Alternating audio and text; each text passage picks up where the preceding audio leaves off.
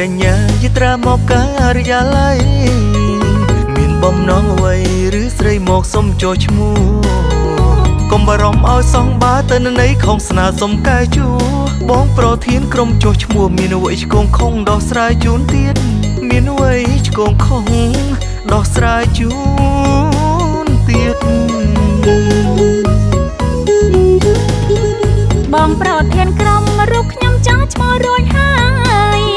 មិនលាក់បាំងឡើយចង់ឲ្យធ្វើបច្ចុប្បន្នភាពតនន័យរូបថតក្នុងបញ្ជីបោះឆ្នោតខ្ញុំសូមជម្រាបរូបបាត់មិននៅក្មេងទៀតព្រមមានគម្លាត10ឆ្នាំហើយថ្លៃរូបបាត់មិននៅក្មេងទៀតព្រមមានគម្លាត10ឆ្នាំហើយថ្លៃ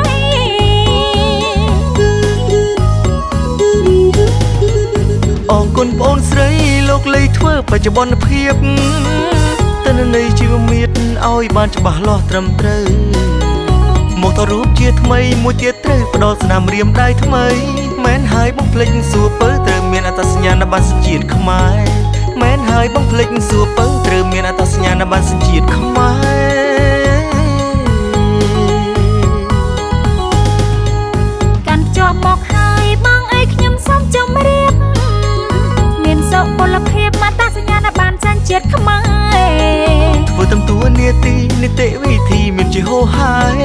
អូនស្រីគ្រប់លក្ខខណ្ឌដែរក្រុមការងារក្បែរធ្វើការជូនពើអូនស្រីគ្រប់លក្ខខណ្ឌដែរក្រុមការងារក្បែរធ្វើការជូនពើថ្ងៃមួយដល់26ខែឧសភាពលរដ្ឋគ្រប់គ្នាចុះឈ្មោះ10ឆ្នាំផុតទៅ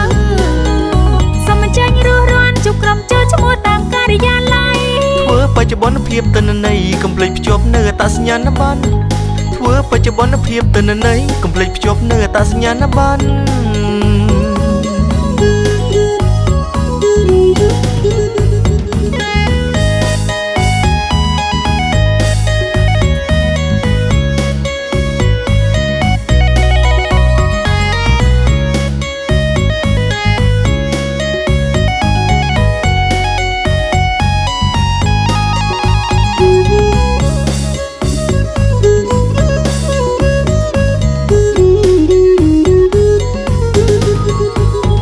26ខែឧសភា